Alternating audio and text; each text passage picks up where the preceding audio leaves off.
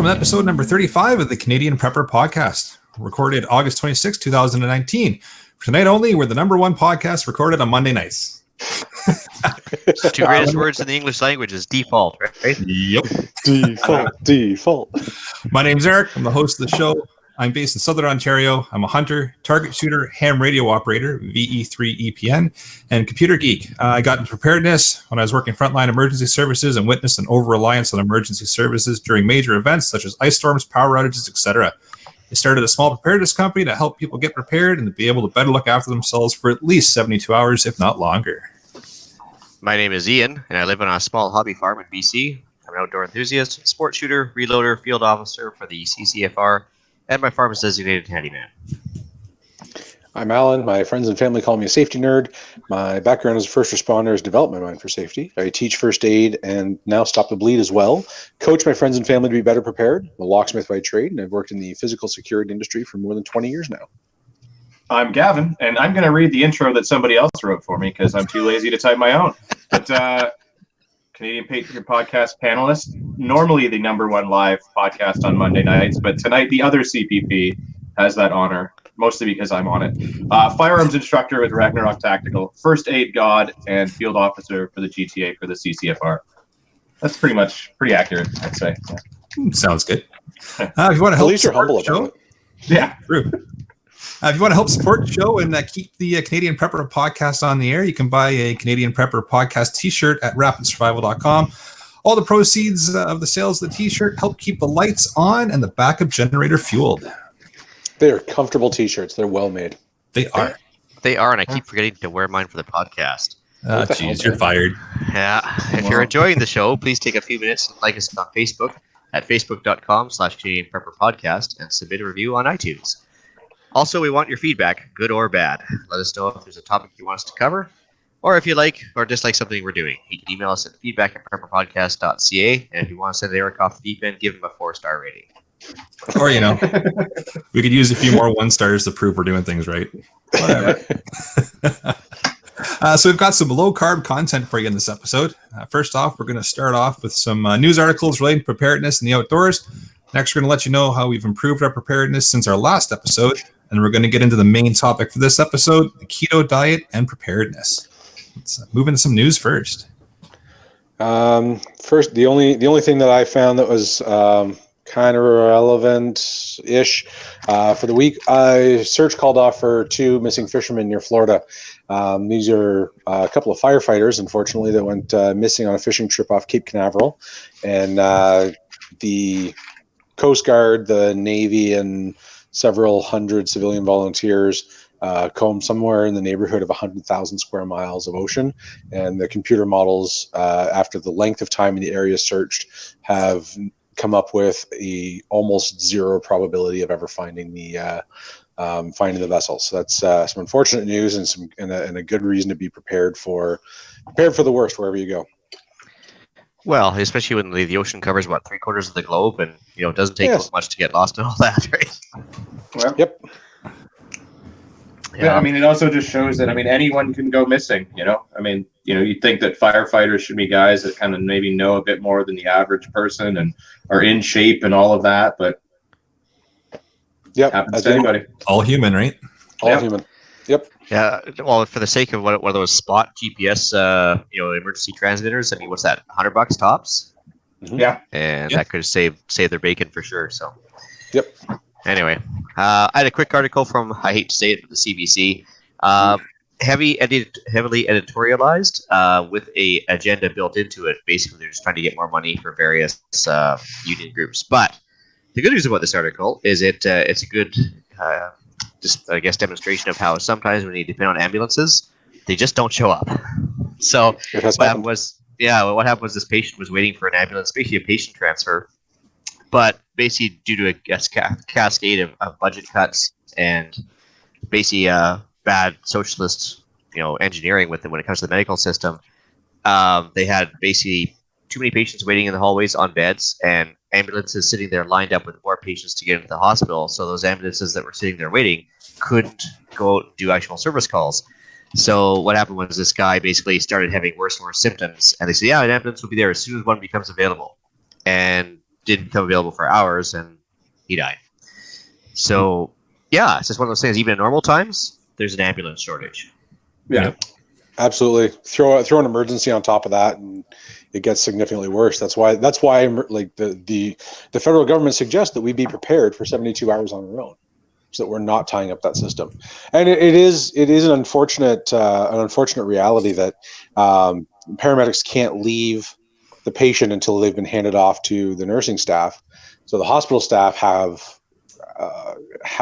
their fair share of responsibility in getting those patients turned around quickly, so you can get the ambulances back on the road. Yep. So I've got a news article here from August 24th, and it's just in regards to Government of Canada is investing in flood mitigation project in Ontario. So it says here that flooding is Canada's costliest and most frequent natural disaster, and the community is looking for solutions to mitigate the costs and damages caused by flooding to businesses and residences. So it looks like they're going to be putting $150,000 of federal funding into the province of Ontario to help support updated flood mapping of Lake Ontario shoreline. So sounds like a good idea. I mean, you just don't build near water is the short answer to that. But I mean, really, it sounds like they should have done this. Oh, I don't know, maybe a year and a half, 2 years ago when we started getting really bad flooding, or 20 years ago when they started building near water. Yeah, or that. Yeah, the problem is that they've even changed the building code in the last 20 years that you can't build, right up against the water like you used to. But $150,000 is really nothing when you think about it.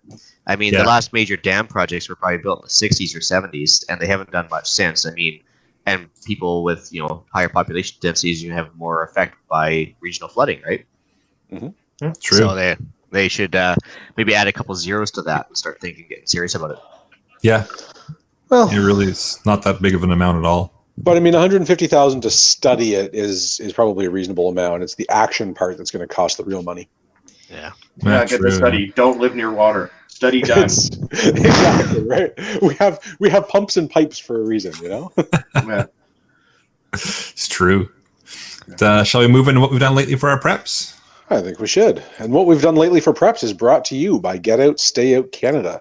The creators and manufacturers of the Get Out, Stay Out Campfire Grill can be found at www.getoutstayout.ca. Awesome. So for myself, the garden's starting to produce. So I got a bunch of cherry tomatoes out of it the other day and some jalapenos. Then last night ended up turning those jalapenos into some wonderful jam. That looks delicious, by the way. It was great. Got 10 jars out of it, so that was good.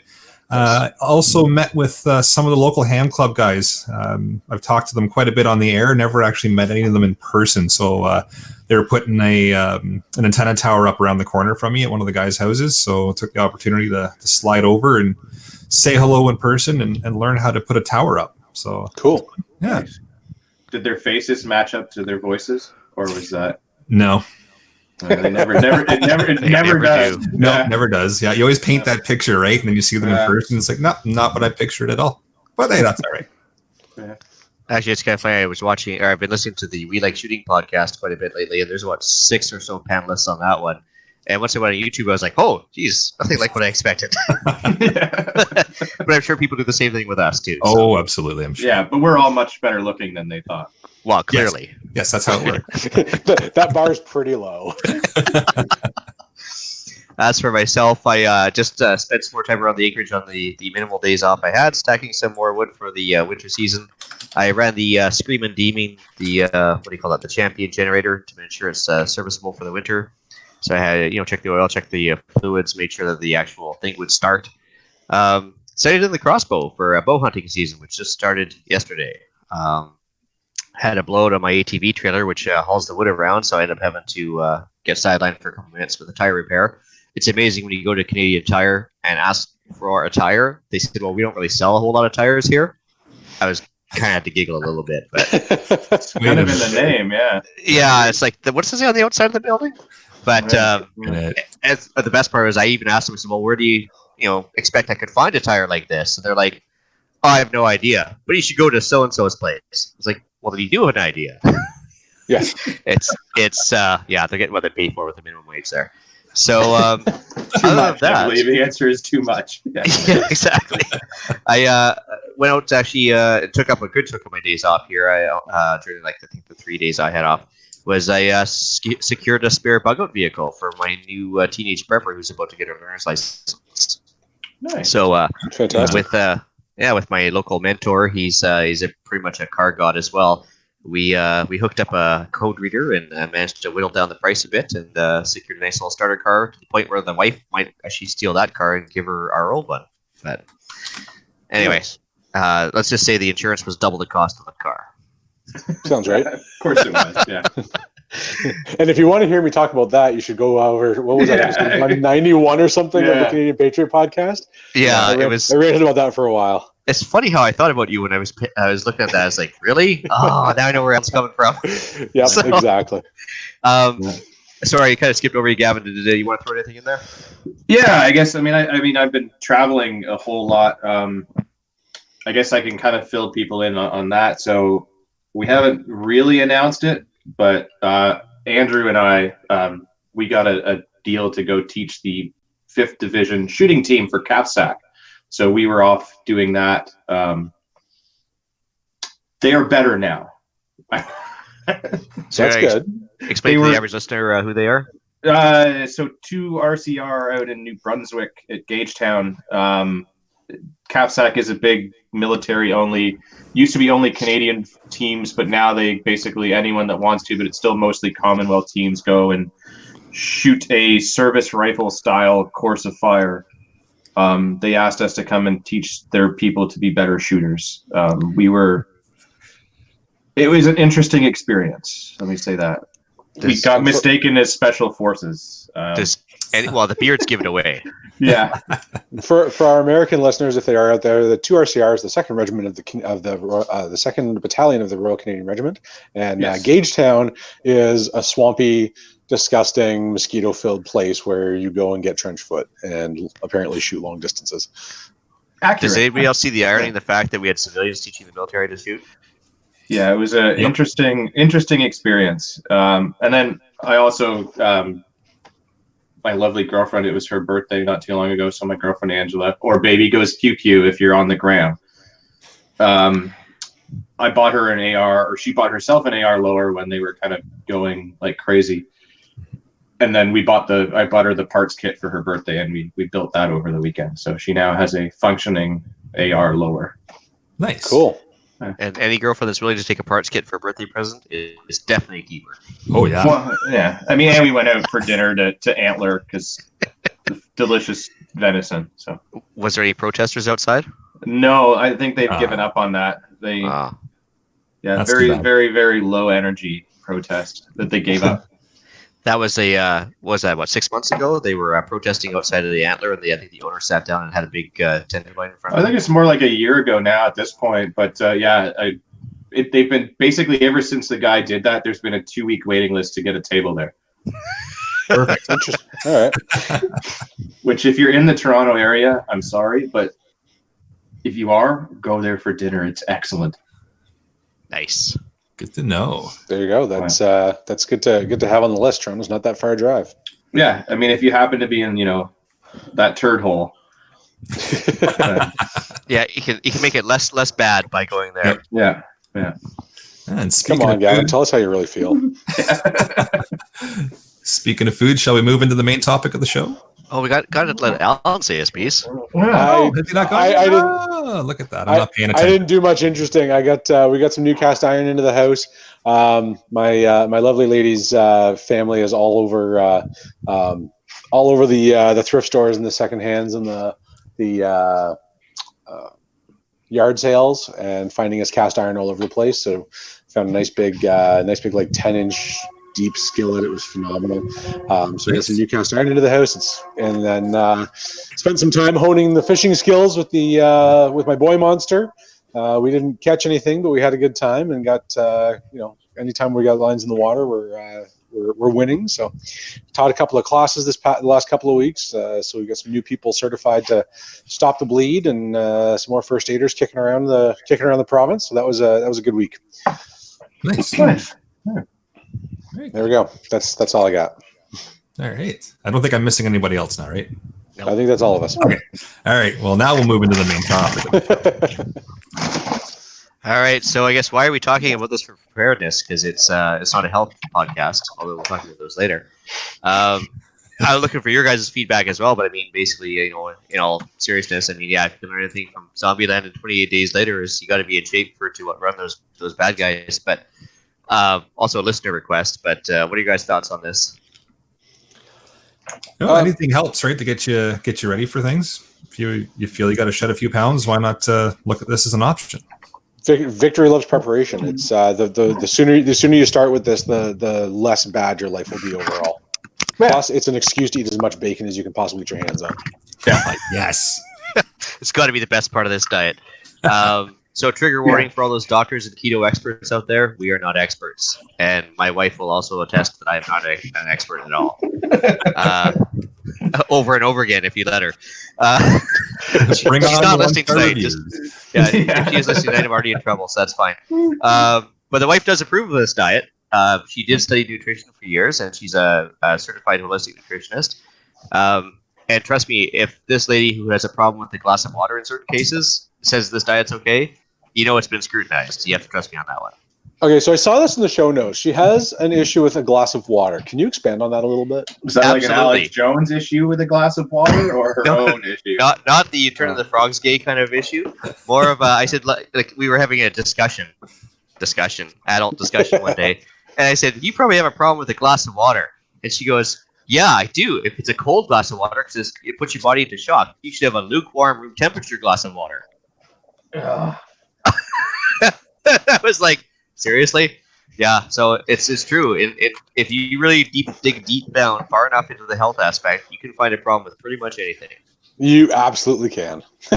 Yeah. All right. So, on that note, it's a relatively easy diet to maintain. Fast. It can be, yeah. I would say. I'm going to put easy in quotes there. Relatively easy diet to maintain, and I'm going to also put in quotes fast results. It's all what you put into it, right? It can be uncomplicated, I think, is probably the best way to put that. Yes. Yeah. So the theory behind that, correct me please, guys, as I go along here. You want your body to enter a state of ketosis, which basically means running on either external or internal body fat and not carbs. So far, so the major theory is that if like our bodies burn calories in a specific order, and we burn carbohydrates first because it's the easiest fuel. It's the easiest fuel to consume. When we don't have any carbohydrates left, we switch to fat, which is the next easiest thing to consume. And so if you starve your body of carbohydrates, then and give your body a surplus of fats, then your body will simply burn fat instead. Throw in a calorie deficit where your body is relying on its internal fuel instead of external fuel, and all of a sudden you're burning your own body fat without a whole lot of effort. Yeah, so I mean, basically the theory also being is that, like you said, if you're not taking enough calories, meaning basically as soon as you start exercising while on keto, your caloric intake is probably not going to be enough. So it's going to start using fat for your body, and it's weight loss. So the nice thing is with this diet is, whether your fat comes from avocado or oils or actual fat from meat, it creates a sense of satiety, which makes you kind of eat less. Because as you know, when you have that turkey with gravy, you feel full. Absolutely. Awesome. Alan, I think actually you're probably more of an expert on this one too, but the blood sugar spikes when you eat. Do you want to touch on that? Absolutely. Yeah. So when we eat, when we consume calories, and this happens for absolutely everybody, for absolutely everything, our blood sugar rises. Our pancreas then produces insulin, releases into the bloodstream to level out that blood sugar level, and then reduces the amount of insulin when your blood sugar level gets lower. So the harder the more sugar you put into your body. So the more carbohydrates, the faster it's produced, it's metabolized as sugar, the more insulin your body has to produce, and then the harder the crash afterwards. Everybody's felt the sugar high, right? We've all been there. We've all felt a sugar high. And sugar crash. And then the sugar crash is when the insulin kicks in to overcome that. And if you think about it in terms of a car, right? If you're driving a car and you're driving at a reasonable speed and you slowly apply the brake, you feel yourself stopping sometimes, but you can do it slowly enough that you don't even feel it. But if you're speeding in your car and then you slam on the brakes, you've got that big crash, essentially, that sudden stop, and you can feel it. Same concept, right? The harder you push your pancreas, the harder the crash is going to be afterwards. Which also leads to long-term problems like diabetes and everything else. So if you're eating nothing, absolutely, lollipops over and over again, and you're stomping on the gas and stomping on the brakes, that's what causes type 2 diabetes down the road. Is that you basically beating the crap out of your pancreas, right? Yeah, exactly. And as somebody that has the diabetes from doing exactly that in my youth, I can tell you from experience that for me at least, eating keto has allowed me to keep my blood sugars where they need to be without taking medication or having to exercise profusely.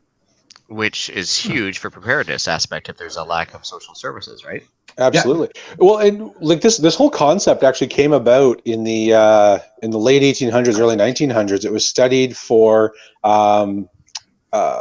people who suffered from seizures, so specifically people who had epilepsy, is where this whole concept originally came from. And they found that people who suffered from seizures had fewer seizures when they didn't have carbohydrates. And it's still a thing today. I was actually we were just watching a documentary the other night, for like a mystery diagnosis kind of thing, and they found this one woman was having like these intense muscle pains that related back directly to an overproduction of glycogen, or an undermetabolization of glycogen, and it came back to eating carbohydrates. She stopped eating carbs, and this like mystery pain that had been plaguing her for 10 years and stopped her from living her life went away. Yeah, it's funny. I mean, I'm not going to name names, but I used to live like north of 60, we'll put it that way. And the rate of diabetes, epilepsy, all sorts of other things went through the roof because their diet really consisted of high carb snacks, pop with high sugar. Considering that one pop has more than your daily allowance of sugar in it.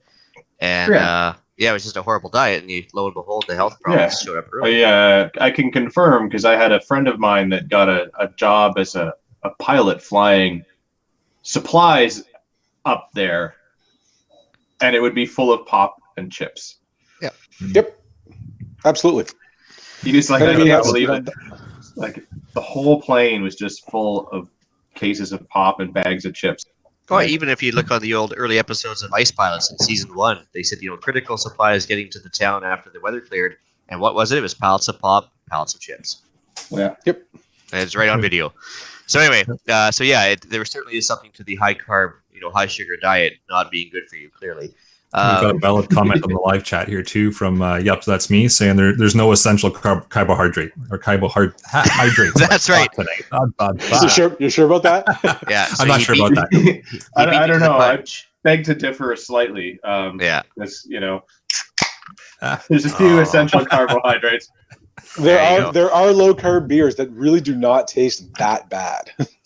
Yeah, actually, we got to talk about those later on. Good are two different things. Oh, absolutely. No, it's definitely not excellent beer, but it's not. It's if my choice is no beer or that beer, I'll take that beer. Yeah. So anyway, the basic premise, as a reminder for the new listeners that haven't heard of this keto diet before, is basically lots of vegetables with a fair amount of meat, not too much, and just no starchy foods. So no rice, no potatoes, no wheat. But the good news, like we mentioned before, is bacon is allowed. Yeah. Yes. And actually, we're going to be experimenting with our own bacon here momentarily. We bought half a pig last week. I forgot to mention what I did for preparedness. So we're going to get half a pig delivered like in the raw. Is it really preparedness though when it doesn't last that long? Well, it's not consuming supplies from elsewhere within the chain. So, but we're also going to practice our canning with it too, so that'll work. Oh, okay, there you go. Yeah, I'm done with that. Yeah. So, as the theoretical here, I mean, like we talk about low carbs and everything else. Try doing this diet on the road is not easy. So no, it sure isn't. Yeah, that's kind of why I fell off the wagon a little. I was off, and then back on, and then I was eating military hay box meals for a week, and it was just like, well, this is what they've brought out for us. So yeah, and like military rations are designed to be high in carbohydrates because they want you to have a lot of fuel quickly to keep going. Well, and I mean, government supplied food has to follow the government's healthy eating guide, or otherwise, what's the point, right? Absolutely. Which happens to be the exact same as what they use to fatten up cattle for slaughter. By the way, is when you actually take the percentages and ratios for wheat to protein and everything else. The Canada Food Guide matches the fattening for slaughter for cattle. Huh. Just saying. Kind of appropriate. Well then. So the military, they want you to charge the hill fast. They don't care if you're going to live next week or get diabetes 10 years down the road. They want you to be able to charge that hill now, right? So different purpose with those things. Yeah. For myself, I mean, I think Eric and a couple other guys here can attest when you're on the road. It's like you go to Tim Hortons. What's everything in that menu got in it? It's like sugar, wheat, sugar, everything. They're crafty little buggers though. Like the Tim Hortons coffee is loaded with sugar and fat. If you get a double, look what you're getting. Yep. You're getting more, not even more just sugar than a Tim daily Hortons, allowance. Yep. Everything. You go Well, to and the the problem grocery is store and you look at your carb content on damn near everything. Yeah. There are hidden carbs in it. You're like, what? Why is there sugar in this? Yeah. One of the big ones is sauces, right? We forget the sauce. And the sauce is the sauce will kill you on just about anything. My big thing at Tim Hortons is if you get the sausage and bacon breakfast, but without the wrap. And they will put it in a lettuce wrap for you if you ask really nicely. Please don't do it at the drive-thru, but they will put it on a lettuce wrap for you. Or if you've got 3 minutes to sit there, you can just get it on a plate, and then you can cut the carbs. Oh, that's good because I was actually going to mention that later on too. There's a few of them that are keto friendly now. I mean, so for myself, like I just I try and do as best I can when I'm on the road, but if you can't, just try and keep the sugars as low as you can. Yep. Tim Hortons, same thing. The Caesar salad, if you add chicken, take away the croutons, it's $7, and the total carbs is 1 gram because that's what's in the salad dressing. So it's actually still pretty good. The Caesar really dressing not bad. And then you throw in the fiber of having the salad on top of that, and you're probably down pretty close to net zero. So. Yeah, so most fast food places, like you mentioned, do a lettuce wrap. So whether it be White Spot, it's right on the menu at White Spot. A&W, I think White Spot's a Western thing, but A&W, they don't even blink when you ask for a lettuce wrap. Yeah, so it's nice, and you can do side salads at most of these places just to avoid the fries or pop, right? Yeah, Five Guys does lettuce wraps. Yep, everybody does if you ask for it. Yeah. Yeah, McDonald's, you can just buy the patties. Yep. Yeah, so the other thing I was going to say when you're on the road, if you go to the grocery store, just kind of stick to the periphery, like the outside ring of the grocery store. So that's usually the produce aisle and the meat aisle. You'll probably be okay. The one thing I had this. Oh, go ahead. Even within the prepared stuff, most grocery stores will have hard-boiled eggs and salads in the prepared foods area that are not so bad. Yeah. Again, watch the dressing if you're getting a salad. But an oil and vinegar dressing is tasty, cheap, easy, and doesn't add to your carb content for the day. Yeah, so we talked about all that stuff. Bulletproof coffee is kind of a foundation of this keto diet with a lot of people when they're first starting out, which basically involves putting butter in coffee. Yeah, and I'm serious about that. It's something I've never done. I've heard of it. I've always used MCT oil instead, and I've had excellent results. Whoa, yeah. That's not legal. That's actually that's CBD you're thinking. MCT oil, which stands for medium chain triglycerides, I do believe. Medium chain, which is a really fancy term for coconut oil. That's been fractionated down to out to its really basic parts, and it adds fats without adding sugar. I find that gets me through. From about 8 o'clock or 9 o'clock at night through till 1 or 2 in the afternoon. If I've just got my coffee with MCT, I can drink that all day, and I'm pretty set until the afternoon. Yeah, when I was big on it, like I don't drink coffee, but I do tea. I would do a bulletproof tea, and I would put a little bit of coconut oil and butter in it, and then even just like a tiny little bit of salt, just to bring out the flavor some more. And it's excellent. My girlfriend is still all on it, and she's just bought a frother. a portable frother for her coffee, so she can do that on the go. She's weird like that. So the Tim Hortons coffee they serve, if you just go with a double cream, that actually isn't a high enough fat content to overcome the lactose in the cream. Yep. So Yeah. it's not really, I guess, keto friendly unless you do just a black coffee.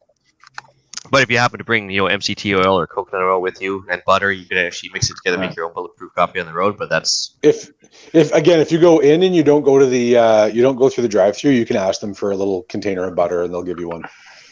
and or whipping cream. Yep, If they have it. Yeah. Yep, that's a Starbucks thing too. If you ask for whipping cream on your coffee, like get a black coffee and whipping cream, it's rather palatable. Yeah, no, it's really good actually.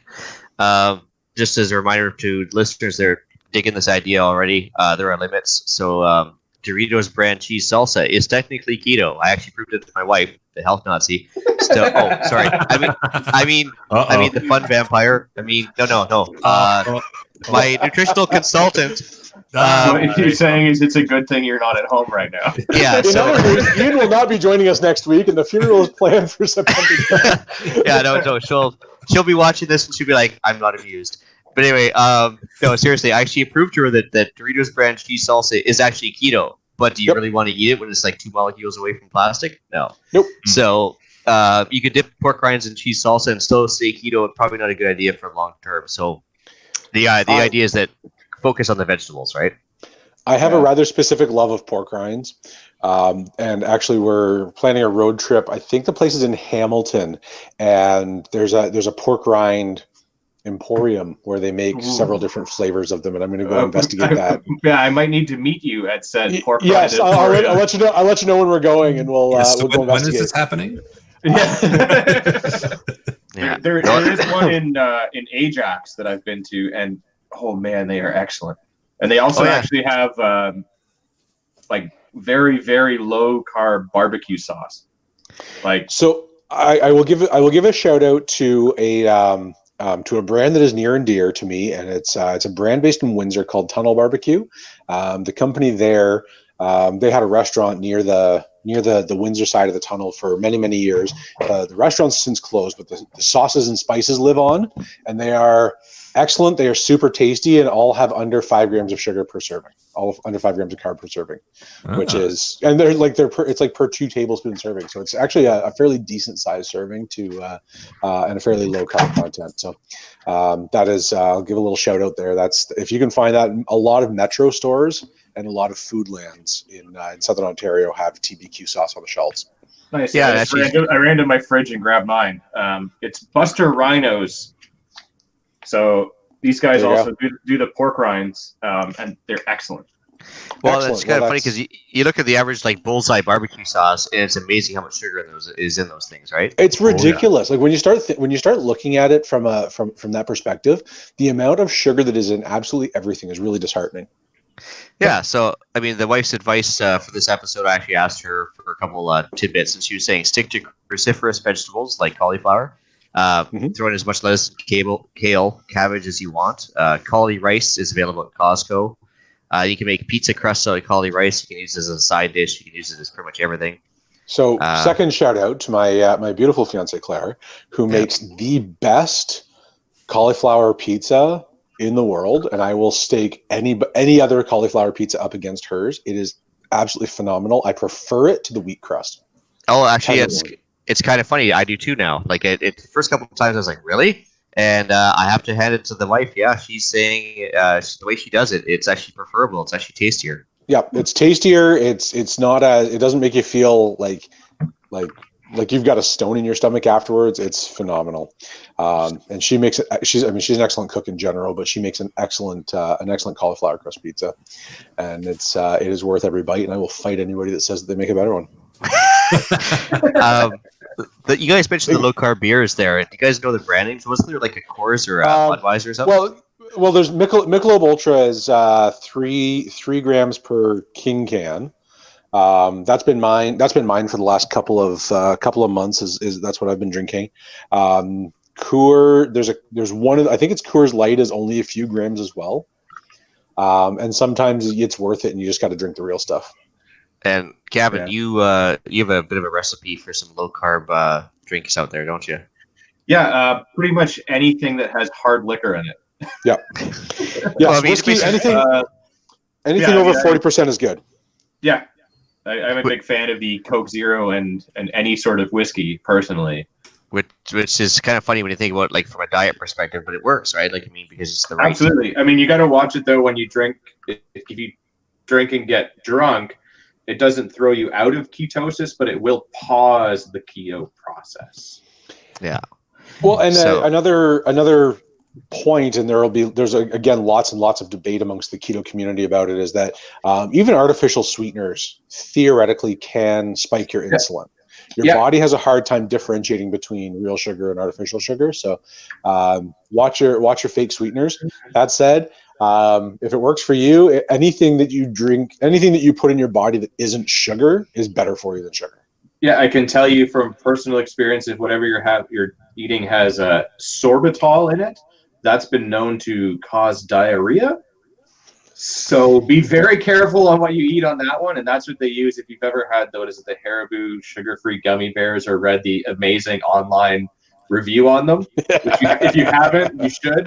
That's what they use in that.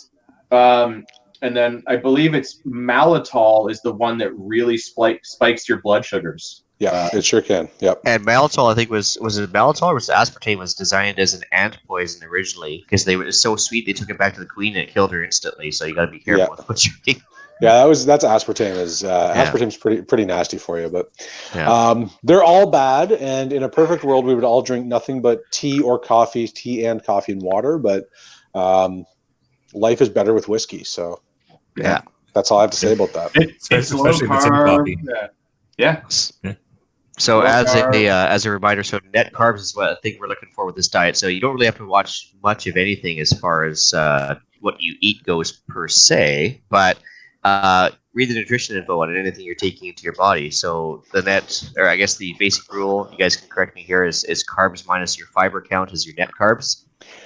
Yes. Again, there are within the keto community, there's great debate whether you should be counting net carbs or total carbs, and counting fiber as a bonus. Of course, your target carb should be as low as possible, and then if there's fiber there, then that's even better. But net carbs is a good kind of easy way to keep track of it. Yeah, I've always kind of aimed for 20 net grams of net carbs and sort of no more than 50 gross carbs is personally. Yep. Yeah. So my wife is a little more ambitious. She was always trying to go for 15 net carbs, which is very hard to do. Yeah. But if you read the nutrition info, I think we had a chat about this about 3 or 4 months ago. We actually looked at a package of macadamia nuts from the dollar store. It actually ended up being a negative carbs because the fiber was so high. Yep. Huh. So then you can eat all the ice cream you want, so long as you just eat enough macadamia nuts. To offset it. Maybe not. That's not how it works, guys. Yeah. The more maybe I learn not. about this diet, the more I like it. Yeah. So, and this is my number one problem for a personal perspective is I love eating all sorts of like steaks, pepperoni, whatever have you. But you have got to be aware of eating excess protein in various forms because it creates something called gluconeogenesis, and I didn't come up with that term. So basically what happens if you eat too much meat, it turns excess protein into sugar, believe it or not, which I didn't believe her at all until she showed me the documentation behind it. Mm-hmm. And so if you do create excess sugar by eating too much meat, it actually turns right around and stores those excess carbs as fat, which negates the whole diet. So keep your excess carbs low. Try not to go crazy on the meat. Vegetables, believe it or not, are actually good for you. Yeah, that's why like when people ask me about it, they're like it's Atkins. I was like, yeah, not really. It's low carb, high fat, and like mid protein is how I like to describe it. Because you don't want to spike that blood sugar by eating too much meat. Although exactly. Is there really such a thing in my mind? No, meat's the best part. Let's be honest. Exactly. Yeah, we don't all go looking for a kale salad when you got a steak right in front of you. Like what other diet can you eat all of the eggs and bacon and cheese that you want? Yeah. My favorite thing to do is cook a bunch of bacon in the pan and then crack a few eggs into it and cook the eggs in the bacon grease. Oh yeah. It is the best. Absolutely. So I was actually frying my bacon in butter. Oh yeah. I mean, my wife actually this morning made out those chaffles I forgot to mention earlier. So cheese and egg waffles. So you take cheese and eggs, put them in the waffle iron, and it actually tastes like a waffle without the wheat, and it actually worked really well today. That was the first time we had that. But we made one time cheese taco shells. Yes. And that's all I'm going to say about that. Yeah. Apparently, Costco, at least some of them have them that you can go pick up. Yes, the ones near us don't. I know most of the ones stateside do, but I haven't seen them in Canada. But yeah, cheese. Yeah, they're like cheese tortillas and cheese taco shells, and they are. I mean, it was really rich. Like normally, I could eat 300 or so tacos. I got like one or two of these ones down because there's so much food in a cheese taco shell. But it was oh man, was it ever good? Yeah, and that's kind of the one neat thing that I found about this diet. Like, I mean, like we were saying earlier, like you still have to count your calories and make sure that you're getting enough or not too many, because as low as your carbs are, if you eat like, 1 million calories in a day, you're going to get fat. Like, absolutely. But when you're on keto and you're fully into keto, the first 2 weeks or so are usually rough. But once you're fully into it, I found that, at least personally, I don't have to count my calories, because I just don't get that hungry, because you were saying earlier, like the fat kind of keeps you content and you're good to go. And you may not even need to eat a meal because you're just like, I'm just not hungry. Yeah, that's actually happened a lot of times with me now. I was kind of surprised that I'll skip a meal because I'm working outside or whatever. And it's just like, whatever. Yep. Which never happened before, right? Which I think is probably one of the, like, bringing it back to a preparedness perspective is probably the biggest advantage of it is if, I mean, it's normal for me to not eat for 16, 18, 20 hours. Yep. And when you think about how long 18 to 20 hours is, and if I don't have to stop for food and I'm not getting hangry later, right? Because I don't have that insulin drop. I don't have that blood sugar drop. Yeah. So when it comes time to be hungry, I'm like, okay, I'm hungry, but I'm not like I'm gonna stab a person to get a Snickers bar into me because I don't need it. More consistent and longer energy levels is what I found. Like when I was fully into it, I was sleeping an hour less a day, but I was getting better sleep and just consistent energy. Because before, even when I was taking meds for diabetes, like your sugar is still all over the place. Like sure, but on this, it's just steady. It's just constant energy all day. It's awesome. Yep. Well, the problem is though, there's like it's easier to store a bag of rice in the your Gamma container, but how easy is it to store like fresh kale and everything else? So the problem is for long smoke all that meat and store that. or can it as best you can. I think for long-term storage, it's not as easy as like the mainstays of preparedness, like your rice and wheat and beans and everything else. It sure isn't.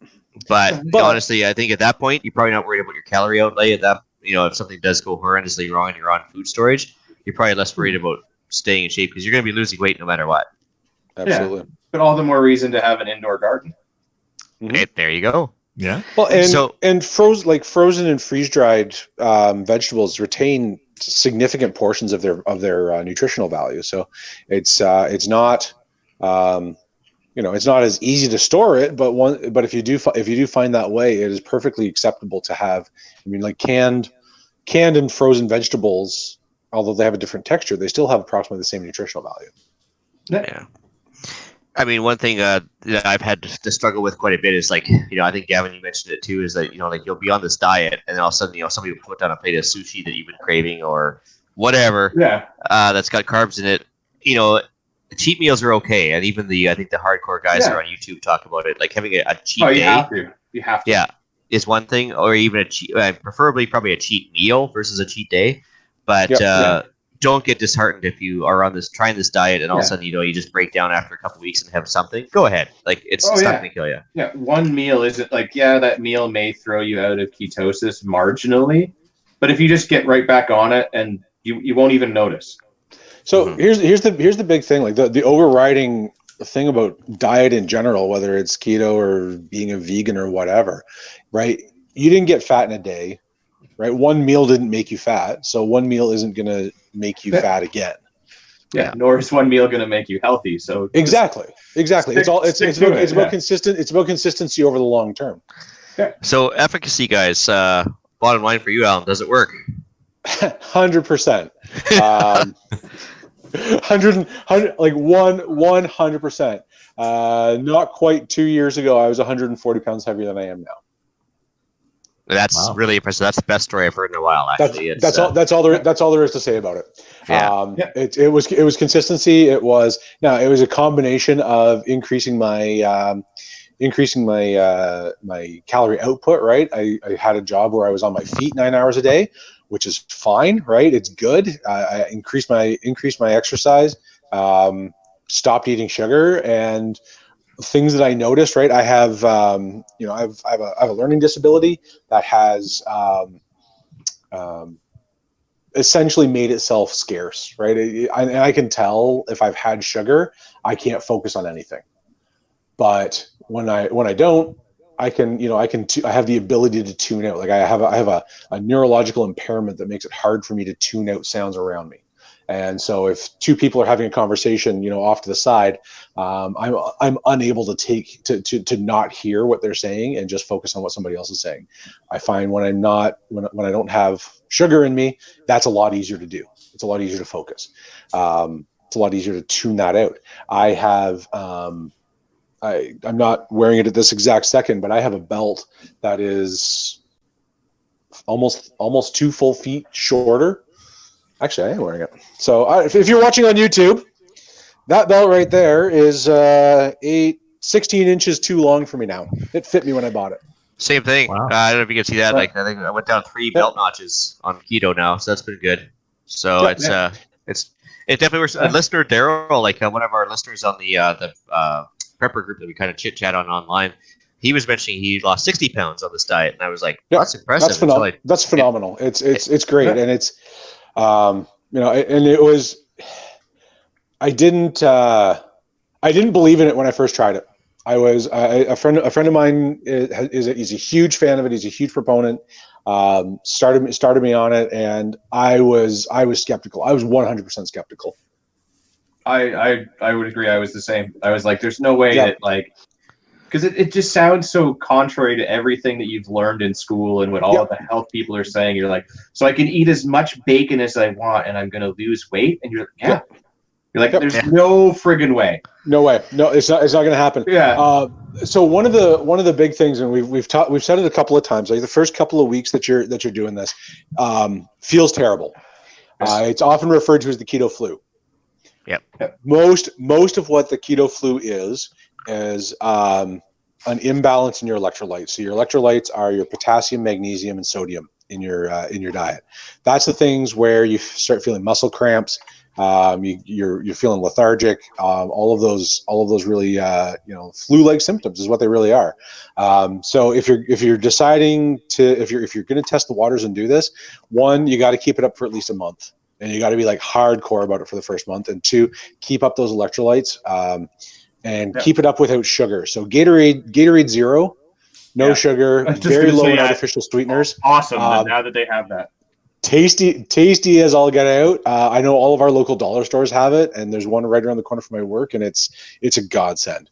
Because it's something that tastes good, keeps your electrolytes up, and doesn't spike your insulin. So or even just, I also just take them as pills. First thing in the morning, a magnesium, a potassium. Make sure you've got enough sodium in your diet, which if you're eating an appropriate amount of bacon shouldn't be an issue. Yeah. Also, and it's always important to hydrate, but it's especially important to hydrate on keto. I drink, I'm not even kidding. I drink 5 liters of water a day. And if I don't, I feel it. So I keep track of that. I have a 1 liter Nalgene bottle that I have at work, and I have a bunch of elastic bands on it. And I fill it up in the morning. I roll all the elastic bands up above the 500 mil line. And every time I fill it, I roll it down. And that way it's become kind of my challenge in the day is to have it down, roll it down 2 or 3 times before lunch and 2 or 3, twice more after lunch.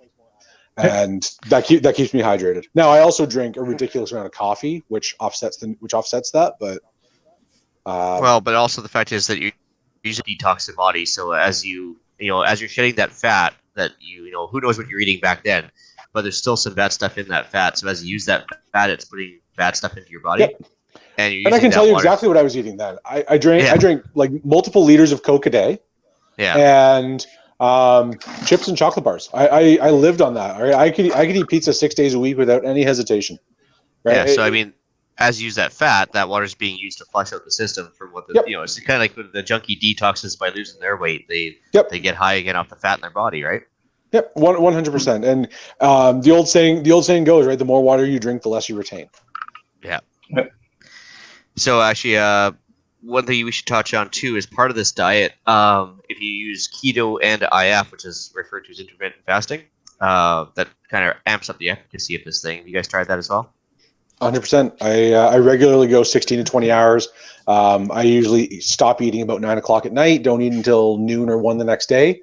Go to the gym first thing in the morning. That took a little bit of getting used to, but once I kind of found my rhythm with that, I love breakfast. Like I love breakfast. It's a little disheartening because I work during the day, so going to go to the gym at 5 or 6 in the morning, and I don't eat till noon. But now I eat my bacon and eggs when I come home for dinner instead. Yeah. I mean, what I try to do is like I try to cut myself off in the evening, like right around 6 p.m. And then I try and make it all the way, like do the morning dog walk where I go see my bears and do my hunting, scouting and stuff. So by the time I get back from that, it's usually 7:38 in the morning. So at least I've got 14 hours right off the bat. I mean, I think if you're gonna do IF, 12 hours is a good place to start because it's not easy to do 16 hours right off the bat. It's definitely not easy. And the hardcore guys can get up to 20. I try to keep it around 16 for me, especially with work. It's 16 hours seems to work best. I mean, I never really focused on doing that, but I mean, like I said, just because I just wouldn't be hungry. There were certainly days where that would be normal. Like and when your blood sugar is not dropping, you don't feel that hunger pang. You don't get that crankiness. And it's even if you're hungry, it's easier to ignore because it's not affecting your day-to-day operation. And another maybe interesting part, at least what I've found in my results, that kind of relates to preparedness, found I didn't have to go to the bathroom as often. Yep. And when you do, it doesn't take as long. It's easier. Oh no! Try eating chia, see what happens. It'd be like I crunch out a ball bearing or two, and then I'm good to go for like the next 3 days. It is definitely a high efficiency, low waste diet. Yep. I'm kind of reminded of that scene from Dumb and Dumber when Louie gets the turbo lax, but it's definitely effective for sure. If you're living in the woods because it's the end of times and you just don't want to go to the bathroom, you won't. Well, you have don't want to get off sentry duty for that long, right? You gotta maintain the gates. Yeah. Yep. So it is like the benefits are there. Just the big thing to remember if you're going to try this, it's carbs or fat, not carbs and fat. If you're going to go, you got to go all in head first. There's no testing the water, and you got to give it a month. And once if anybody that I've talked to that started it and they've given it that month and they've gone hardcore with it, they don't go back because it's just you feel so much better. I mean, you're physically feeling lighter, but my knees don't hurt. I don't snore anymore. Like all of these things just get so much. Things just get so much better. Yeah, there's even a few like camping meals and stuff now that have taken up the keto thing. I think it's Next Mile meals or something like that. So you can get the dehydrated low carb meals and stuff like that. If you're into beef camping. jerky? Yeah. And you're into camping and, doing all that outdoorsy stuff where you want I don't want to bring all this food to cook. You just pre-cooked and bagged meals, just boil water, pour it in, but very low carb. You mentioned the fat. If you want to, carbs or fat, you were mentioning. Just remember the fastest way to gain weight is carbs and fat. So absolutely, you're dancing on a razor blade with that one, right? Yeah. One of the guys I work with is the exact opposite of me. Like he's not tall. He's really, really skinny. He's trying to put on weight, and he lives almost exclusively on pizza. It's like it's carbs and fat. I mean, he's doing it this in a controlled environment with a personal trainer. So he's putting on weight as muscle, but like the amount of mass that he's gaining by eating carbs and fat together is noticeable in the exact opposite way of how I'm not eating, of how I'm losing it. It's actually, it's rather entertaining because we're the exact opposite with similar goals. Yeah, I have a friend that body builds, and that's basically like his caloric intake is ridiculous, and like the meals that I see him eating when he's bulking up are just like, my God, man, like that's 4 or 5 meals all in one for one meal. Yeah. If you follow The Rock on any of his social medias, Dwayne Johnson, that's a big dude in general, and the volume of food that man it takes in, but he is like 3.5% body fat and can bench press a Buick without breaking a sweat, and it's right. Your goals are, everybody's goals are a little bit different. And actually, the guy that got me into this, he's a gun nut and an IPSC shooter and all kinds of wonderful things. But Chris, he also he also is a bodybuilder. Like that dude, dude is absolutely ripped, and like I would not want to meet him in a dark alley. And he's gone taking it to the far extreme. He's gone full carnivore. He doesn't even eat vegetables. He has some epic plates of meat. Yeah. He's nuts. I love Chris to death. He's a great guy, and but yeah, he's just like, he does everything he does is hardcore. Yeah. So I'm not surprised he did it that way. Just as a YouTube comment response here for Denob, he was asking if we had some good references here other than keyboard commandos like ourselves. So, Denob, if you want to watch Dr. Eric Berg or Thomas DeLauer on YouTube, they have hundreds of videos on the keto diet, and they're both under their own names on YouTube. I think it was Thomas DeLauer. He lost about 250 pounds, and he actually likes to show off. He's like super duper cut now. He looks like Wolverine, but yet you show pictures of him from 3 or 4 years ago, and he's a 400-pound blob. Absolutely. Yeah. So go ahead. So there was also Mo Primal had a podcast. I mean, I think he would kind of fall into the keyboard commando thing, but when he did it, he would cite the people that he took the information from. Yep. I believe he was also on Slamfire too, right? Like he showed up on Slamfire for a informational session on this. Yeah, we had him on Patriot podcast to talk keto years ago now at this point. Yeah. But he had some interesting results and everything. But when he had his own show as well and YouTube videos, so I would say he falls into the keyboard commando thing because he's not a doctor himself, but I think he would cite where he got the information from, if I recall. So maybe worth looking. But Dr. Eric Berg, Eric Berg is definitely a good resource for sure. Keep in mind, guys, when you're on a fast too, like you still can have like black coffee, tea, water with a hint of lime if it's room temperature, as I've been told. It's still okay to have all that between meals, and you won't spike your blood sugar, right? So anybody heard of this Dr. Ken Berry that Yep That's Me put on the live chat as well? Oh, I'm just see here. I haven't heard of him, but my wife probably has. But I just eat all the bacon. That's my job. There's the book that I read first. It was more of a study than a book, which was completely referenced. It was written by a doctor. It was called The Anabolic Solution, and I can't find it in my drive to remember the guy's name. But he's a Canadian doctor. He's a bodybuilder. He sat on the board for like the Canadian Bodybuilding Association or something, like coach and like medical professional to like the Olympic teams. And that was the one, right? Because everything was, I think it was called The Anabolic Solution. And that was the one that got me going on it because it was well cited.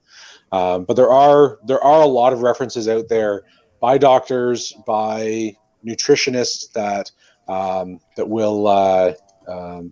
not just people who have anecdotal evidence, because that's all of this is anecdotal at this point. But and I think I'll keep looking for that while we're talking. Yeah, another good point here brought up by a viewer. Yep, that's me. Just says you get a blood test before starting. It's not about losing weight but getting healthy. Yeah. Then you got a baseline. Yeah, Absolutely. I get yearly blood tests for my my work medical, so that comes in handy. Gives us a lot of information. Interesting enough, like anecdotally, as I'm an old guy now.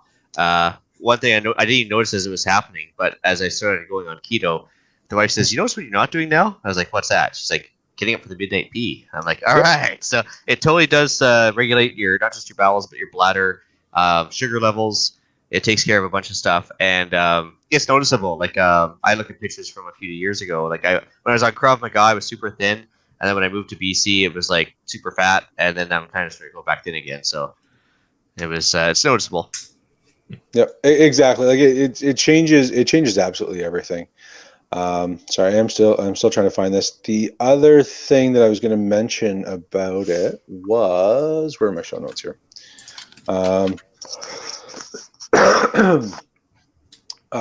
It was just the idea of being able to function at a high level, right? We if everybody saw who was it? Kevin James was Paul Blart, the mall cop. You guys remember that movie? It was an absolutely terrible movie, but it's certainly an indicator of what happens when you rely on sugar, right? That like he was at a critical moment in the movie, and things were about to go really well, and he was about to save the day, and then 3 feet from the button to make life better, passed out because he didn't have his Snickers bar. Right, and it is absolutely a.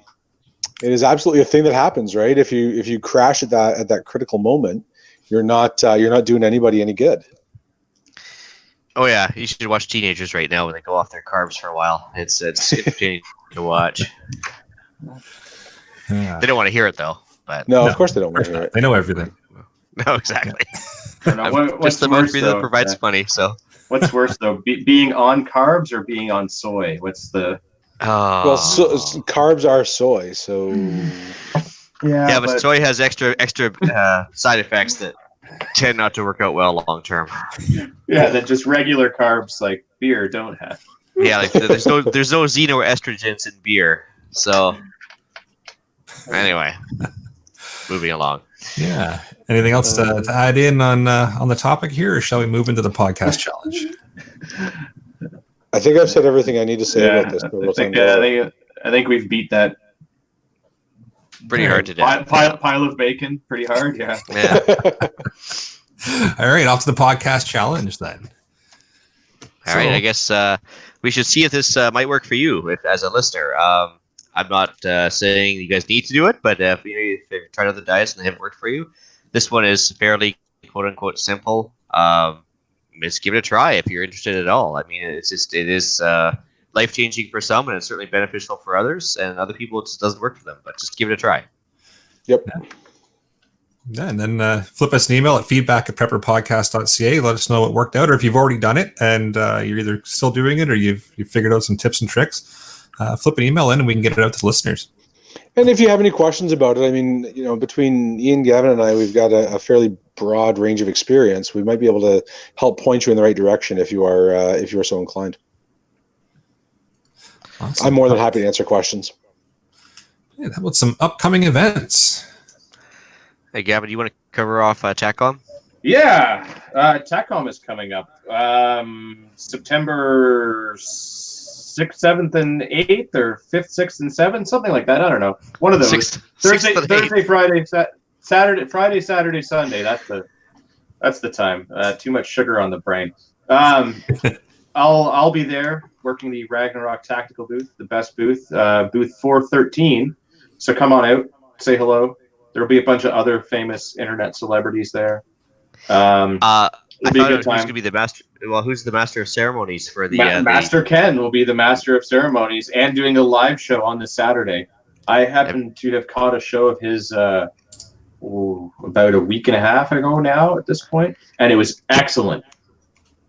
Master Ken has a YouTube channel. Is utterly epic as far as comedy goes. I wish I could go down there and just beat the guy and get a picture like you did. That's pretty awesome. But yeah, no, it's TACCOMCanada.com, and it's at the International Center right near Pearson Airport in Toronto. Do you know how much admission is by any chance? It depends on if it's a single day or a full day or like a full 3-day pass. but don't quote me on it. But I think it's somewhere around $20 for the day pass, something like that. And if I could be totally wrong. It's closest you're going to get to SHOT Show outside of the States, right?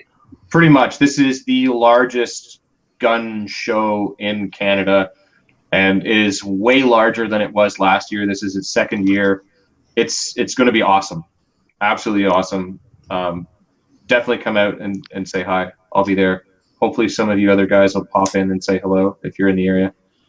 It's not quite Toronto. It's technically Mississauga. So you say that like it makes it better. It does, marginally. Yeah. Is there any, other than crossing a street with a political division, is there any difference between Toronto and Mississauga really anymore? Yeah, there is. Okay. One's Property Toronto, one's taxes not. are a lot lower. Yeah. One has Toronto Police, one has Peel Regional Police. Yeah, There you go. Yeah, one's slightly less militant than the other. Ah, excellent. Well, I've got a upcoming event as well. Not quite as big as TACCOM Canada. Certainly a lot more demographically different than that as well. Is the Parksville Gun Show. I will probably be the youngest person there by about 20 years. September 15th in Coombs, BC, which is pretty much the middle of nowhere, but it is a quirky little tourist trap. The Coombs Fairgrounds, right next to the infamous Goats on a Roof. Don't ask me. You'll have to look that one up. 8:30 a.m. on the 15th, I'll be at the CCFR booth handing out pamphlets, trying to get people to join the good fight for our firearms rights. And then, Chris Gilmour is putting on a course October 5th and 6th in Guelph, Ontario. It's Wilderness Survival Essentials. He's charging $260 plus tax for the course. There is a link for it, but it's quite a long link, so I'll leave it in the show notes if anybody wants to check it out, or flip me an email and I can email you the link and details for it. That's coming up October 5th and 6th in Guelph. Cool. Yeah, so let's move into some shout-outs. I'll shout out our old gun nuts friend and competitive shooter Chris. He got me on this in the first place, and it was got me to where I am today. 140 some odd pounds lighter. Nice. Awesome. So thanks, Chris. I know you're listening out there. You the man. Got a quick shout out just to the local ham radio club here for showing me the ropes the other day and setting up an antenna tower and how to get her in the ground and get her secured and all pointing in the right direction. So that was great, and they gave me a couple of ideas for getting some antennas set up at my place. So greatly appreciated. All right, I'll send one out to the Island Mentor. He's a listener as well as a very good resource and a very helpful person in general. Helped me in securing the vehicle that we just got. That was very much appreciated. Also, a little shout out to the wife who has a good sense of humor, obviously, listening to me in general. But she hasn't relented on my premise that being in shape does count when I mention that round is a shape. You're not wrong. Yeah, I mean, she told me I had to get in shape. I was like, well, round's a shape. What's the problem? Yeah, no. Turns out not. Hey, didn't some email and iTunes reviews. I had one YouTube comment from Cameron Zilla Gaming that he said that we have one of those GoSo grills, get out, stay out grills. They are great. That was his one sentence review. Awesome. That is good feedback. I can't wait to try one out and see where it takes us. I'm gonna bring a demo one out with me when we're doing the big annual fishing trip in about a week or so here. So I can take it out to the middle of nowhere with me, and we're gonna cook a meal on it and see how it goes. Cool. And as far as iTunes reviews go, we are at 29 5-stars. We've still got that one little guy at 4 stars, and that 1 star keeping us honest and making sure we know we're doing a good job. So. Was it Churchill that said if you have enemies, that's a good thing? It means you've stood up for something in your life? I think that was a Churchillism. Yeah, that or haters gonna hate, I think. Haters gonna hate. I mean, that's basically what it means. But yeah.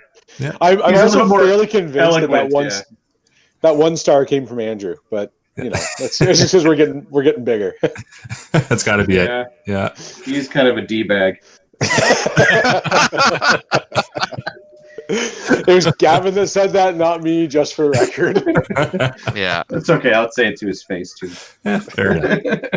As far as the inbox goes for email, it's empty. So nothing. That's sad. Yeah. Talk to us. We're lonely. It's just the 3 or 4 of us laughing at our own jokes if you guys don't talk to us. Yeah.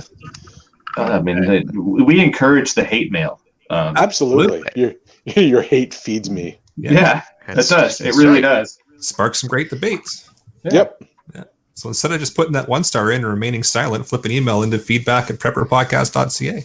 This particular episode was based on a listener suggestion. It was Daryl, wasn't it? So if you want to be part of the solution, then let us know what you want to hear. Yeah, exactly. Yeah, we had a couple of people asking for it. So and there's nothing worse than giving out bad information and not correcting it later, unless somebody actually tells us where we went wrong. So yep. Ooh, still bitter about that one, eh? Yeah. Oh, jeez. Well, with that, I'll bring episode 35 of the Canadian Prepper Podcast to an end. You can find the podcast on iTunes, Podbean, Spotify, or your favorite podcast app. Please help us out. Take a few minutes, submit a review, even a 1-star. Helps other people find us. And you can also find us at prepperpodcast.ca and Facebook. We do record these shows on StreamYard. If you want an early peek at the show, please subscribe to the YouTube channel, Canadian Prepper Podcast. Click the notifications tab. That'll let you know when we're going live. If you want to talk to me directly, even if you have any questions about being on keto and what you can eat and what you can't, you can find me on Instagram at PPSWO. Hey, That's Gavin, all I got.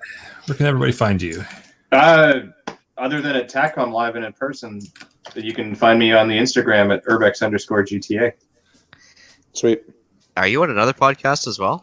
We're on a bit of a hiatus, but yeah, Canadian Patriot Podcast, if and when we ever get this rolling again, which we will. We just, the whole Google Hangouts thing really cut us deep.